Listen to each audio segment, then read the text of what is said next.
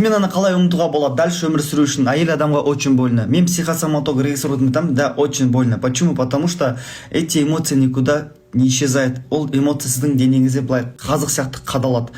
Қараңыздар, мені жасалған әйелдің психикасында қандай проблема болады? Тревожность, бессонница, все время панические атака, уайымдап отырады. Екіншісі на щитовидные железы. То есть әйел адам өзін қатты сравнить етеді, ол кіммен изменить етеді, ол кто она такая, мен фигурам онша емес, мен түрім онша емес. Постоянно өзін жей берген соң, ода щитовидкамен проблема болады. Әйел адам қатты уайымдаған соң, оның етек кірімен дұрыс келмейді. То есть климакс болуы мүмкін. Өйткені қатты уайымдайды. Етектен төмен алатын болсақ, миома матки, киста матки, опущение матки, воспаление матки. Осының бәрі осы айтқан кезде сол эмоциядан болады. Одан кейін ЖКТ. Әйел адамда всегда, который измена жасалып кеткен әйелдің өмірінде ЖКТ мен проблема болады. Гастрит, язва немесе запор. Запор іші қатып, қатты уайымдайтын болады.